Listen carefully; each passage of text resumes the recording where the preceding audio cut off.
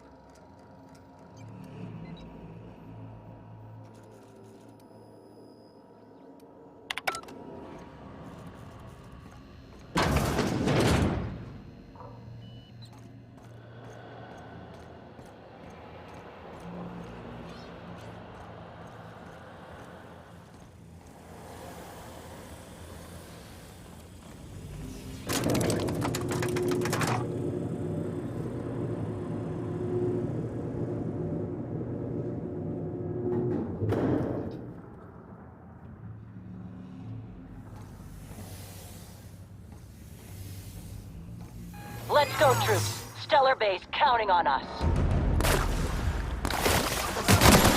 Make him spread.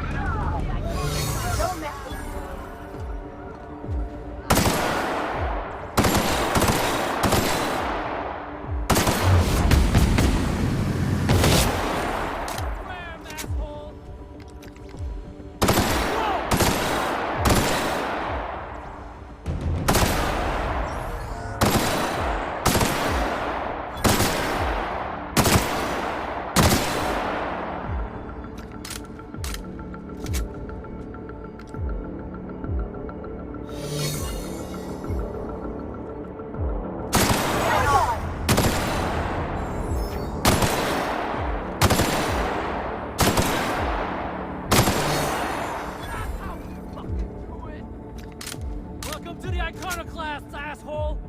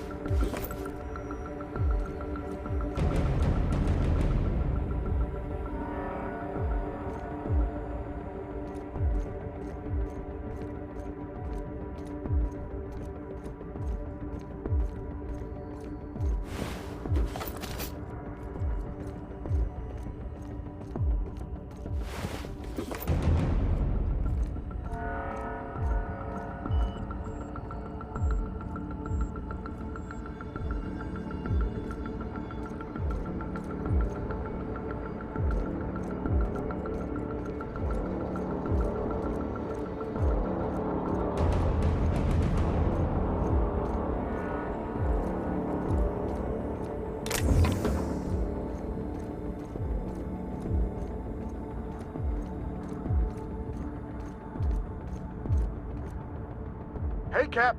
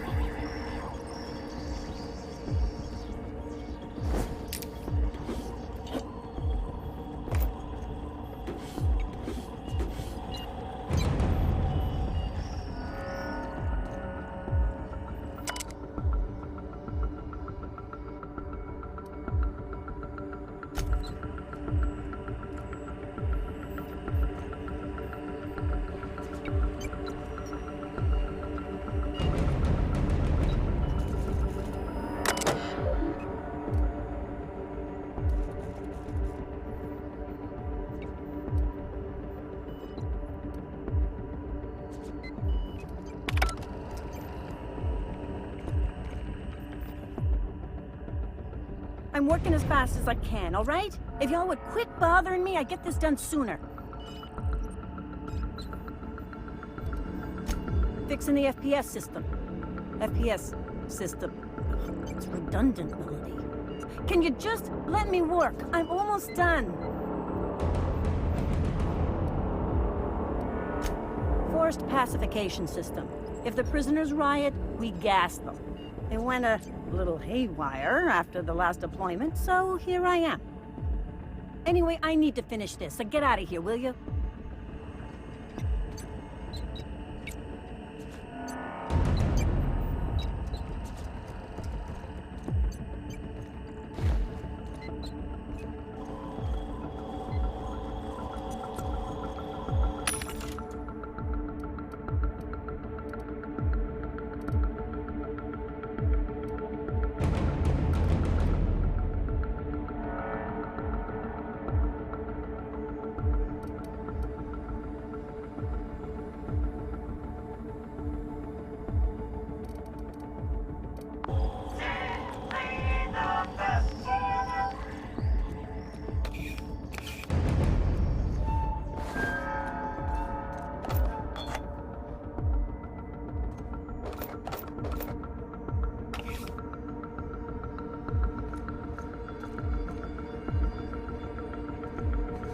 Okay, gone quiet.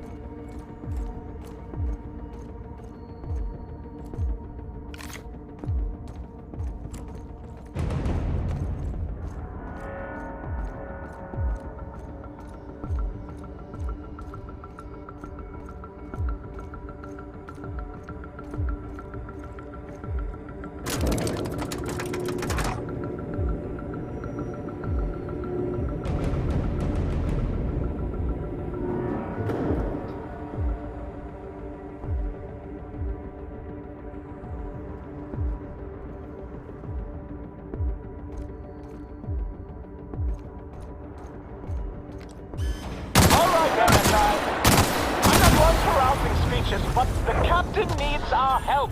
So get in there and fight! Take your best shot.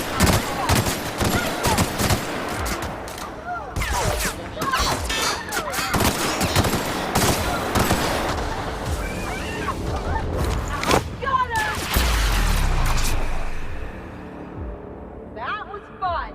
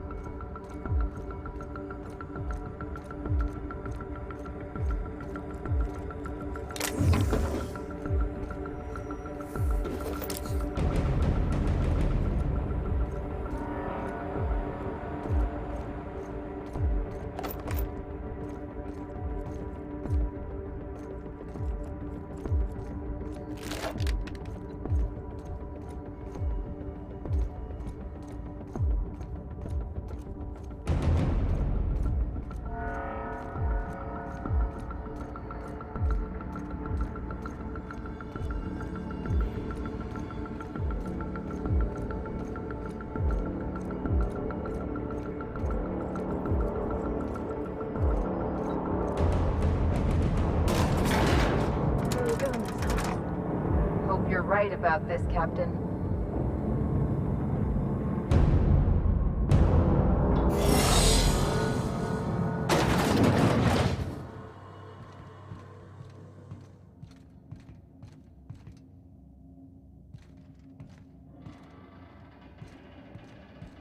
After all you've done, all the work you've destroyed, all the money you've cost me, your misguided crusade has doomed Halcyon.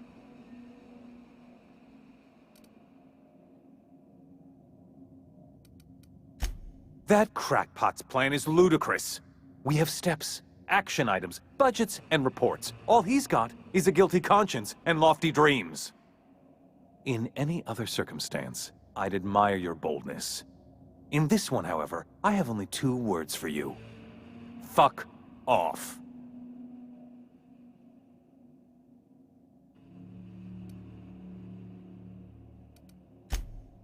No call for... You unbelievable bastard! Sophia should be the one wasting her time with you, but you killed her. I'll have you hanged, quartered, bankrupted. Thankfully, you're in a prison already. Find the nearest cell and wait until I'm done here. Then I'll drag you to the executioner myself.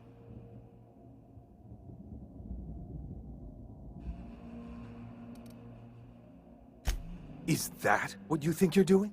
This path of wanton societal disruption? You call that being a savior? I call it sabotage. You know what saboteurs get, Captain? Summary executions. In the next room is the finest automechanical purveyor of death ever made. Try not to scratch the paint with your skull, it was fucking expensive.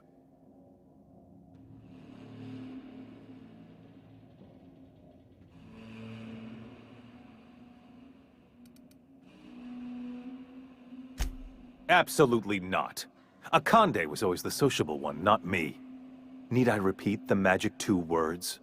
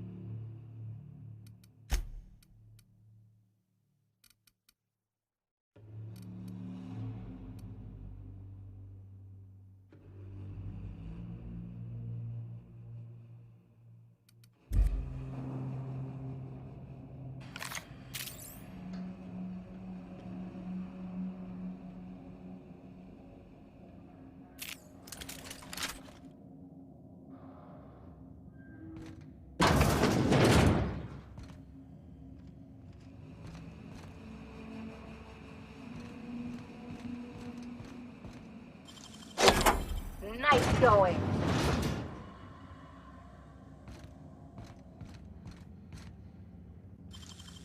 Real slick.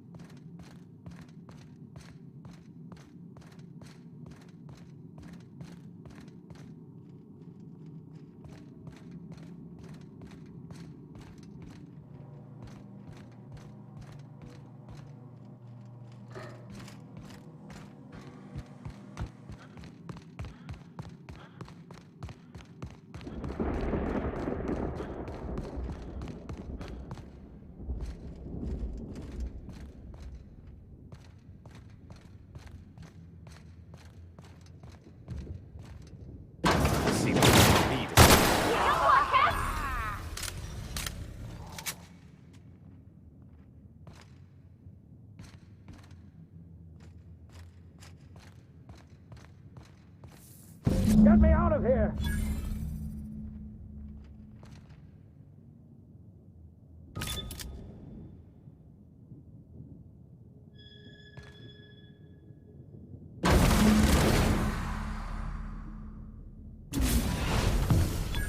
You don't know how glad I am to see you. You lunatic. You broke into the board's own fortress and killed the chairman just to rescue one doddering old man? You are absolutely out of your mind, and I can't begin to thank you enough.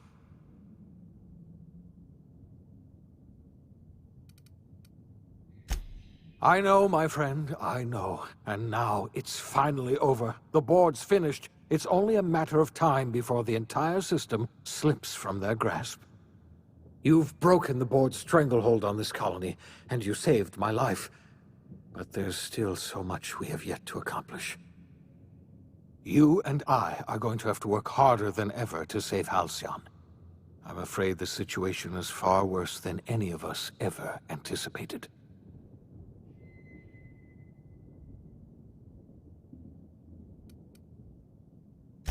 I would like nothing more than to celebrate this victory, but we have a serious problem on our hands. Earth has gone dark. We haven't received a single message in 3 years. There's been no communication, no signals, nothing. 2 years ago, the Earth's Directorate's frigate disappeared on their way back to Earth. We don't know what they discovered when they arrived, or if they arrived at all. They haven't exactly been hands-on around here anyway. So there's one less rubber stamp to worry about. Earth is humanity's home planet, Miss Fenhill. The psychological effects of losing our original home will be devastating. You mean we're all alone out here? Really alone? I'm afraid so, Miss Holcomb. Halcyon is the only home we have left. Returning to Earth is no longer an option. We're in serious trouble, my friend. Do you know what this means for Halcyon? We can't rely on Earth for support anymore. We've been cut loose. We're entirely on our own.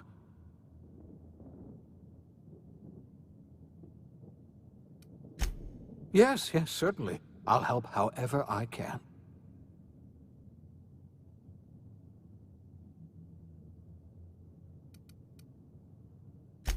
I don't know what happened, but something must have gone horribly wrong. I don't know why Earth's gone silent. I don't even know if Earth exists anymore. We have no connection back to Earth, and return is likely impossible. We're completely alone out here. You might have heard of the Earth Directorate's frigate. Half the colony's entire military was on that ship. They were returning to Earth when they vanished without a trace. That was 2 years ago. We haven't heard a word from them since. Whatever happened to Earth likely happened to them.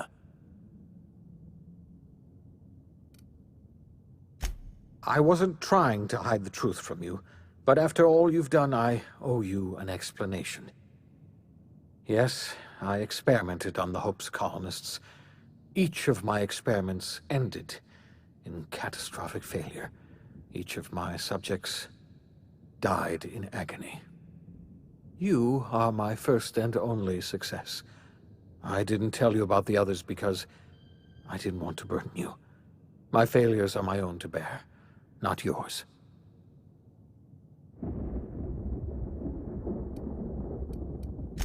Thank you. Perhaps in time I'll learn to forgive myself. My apologies. I need to get a hold of myself. We've far more pressing issues to worry about right now. If you have any more questions, ask me. I'll answer as best I can.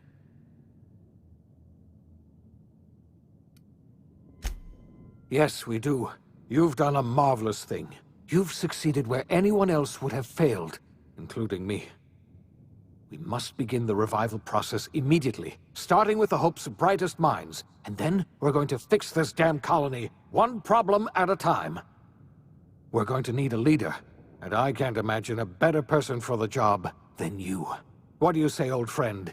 Will you help us?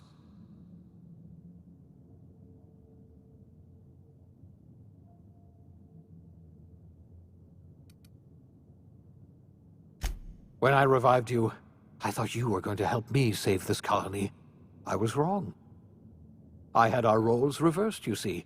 You're the one who's going to save us all. I'm just the one who set you on your path. You're the best thing to ever happen to Halcyon. If you want to take it upon yourself to lead this colony, you have my support. We're not a colony any longer, are we?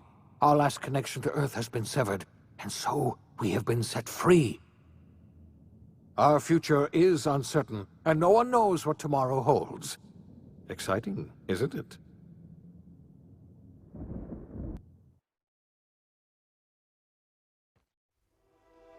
The OSI teaches that everything in the universe happens according to the grand plan. But the stranger that arrived in Halcyon was an unplanned variable. From the moment he landed in Emerald Vale, his actions altered the course of history. The events on Tartarus brought about the end of the board's authority.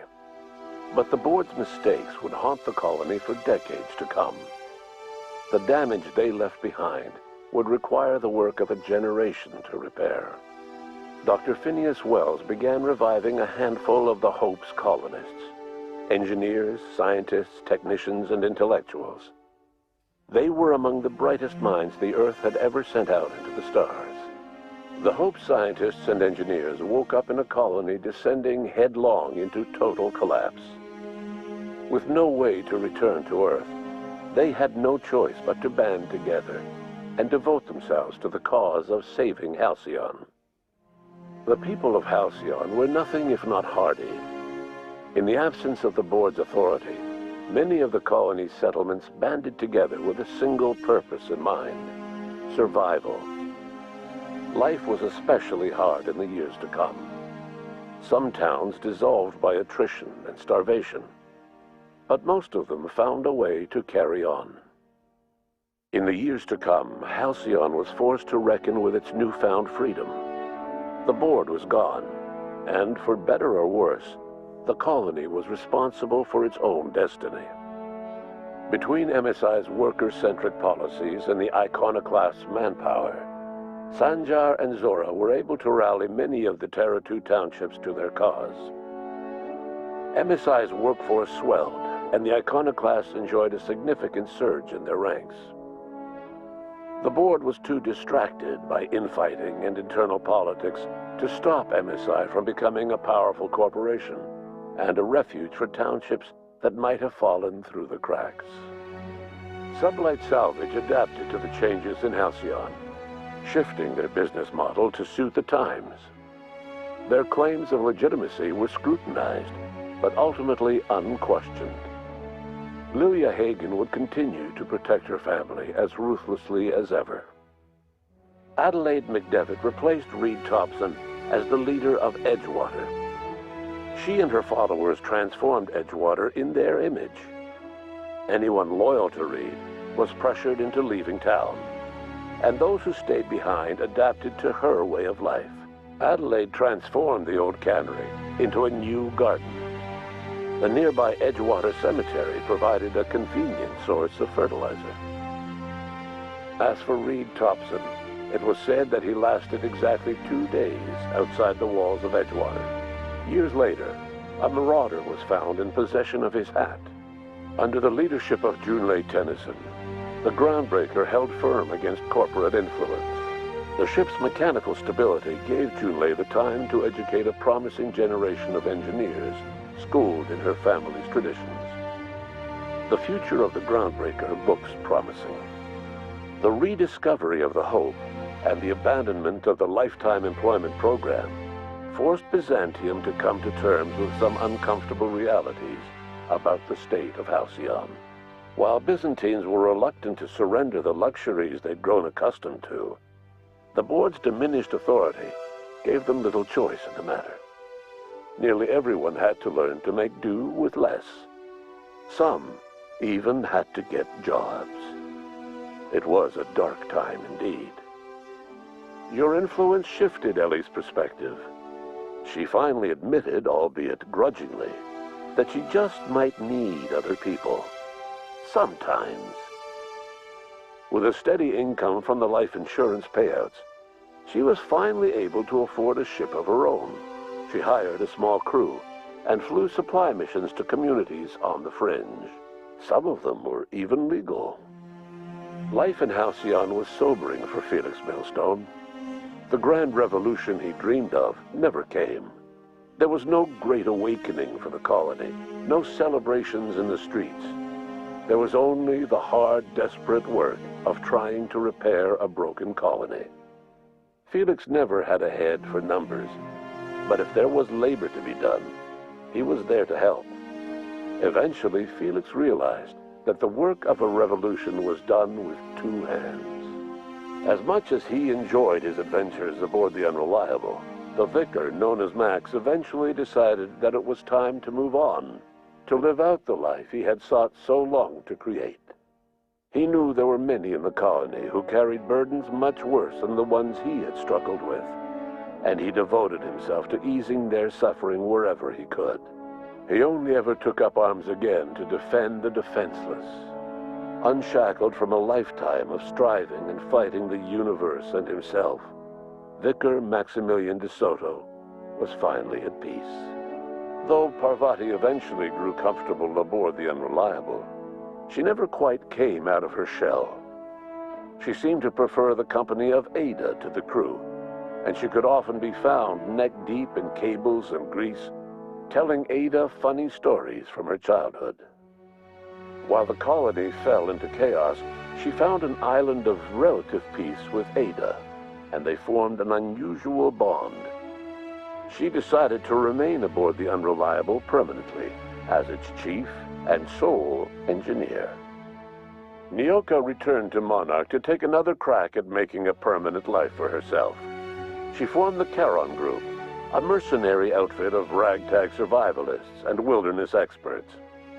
Anyone in need of a guide or just looking to throw back a beer and swap stories could find her camping on the trail or clearing an infestation. The SAM unit that accompanied you spread awareness of the product line's superior sanitation and maintenance capabilities across what was left of the colony. This led to a boost in SAM unit sales. Did you know that SAM units are the longest-lasting, toughest-acting cleaning solution in Halcyon? Minister Clark was released from house arrest, and his contact with you gave him a sense of renewed purpose and vigor. Once it became clear that no help would be coming from Earth, he threw his considerable efforts and talents into helping Halcyon manage the crisis before it. As for Dr. Phineas Wells, he spent his remaining years in his orbital lab. He eventually came to terms with his own past and was able to forgive the mistakes of his younger self by devoting his remaining years to serving the colony.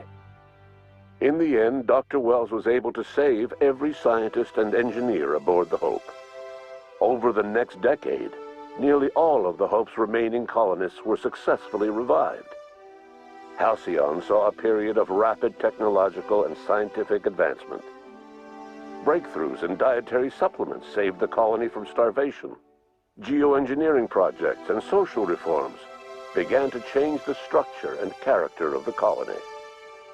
Dr. Wells laid the groundwork for the project to save the colony, but he would never live to see the fruits of his labor. He passed away a few years later. His work was carried on by the scientists and engineers he revived. Today, Halcyon has stabilized. The people of the colony work hard to adapt to their new circumstances. Nearby colonies send aid and supplies. Life will never be easy in Halcyon, but for the first time in its history, there exists a sense of real, genuine hope about the future. And what about you, the unplanned variable in the history of Halcyon? Long after Wells passed away, you carried on his work with more energy, determination, and brilliance than he could ever muster. The years that followed were hard, but Halcyon survived by the efforts of the Hope's most promising colonists, the greatest of which was you. No one knows what's happened to Earth, and no one knows what the future has in store for Halcyon. All we know for certain is this: the name of the Unreliable and that of its intrepid captain will remain the subject of countless stories for years to come.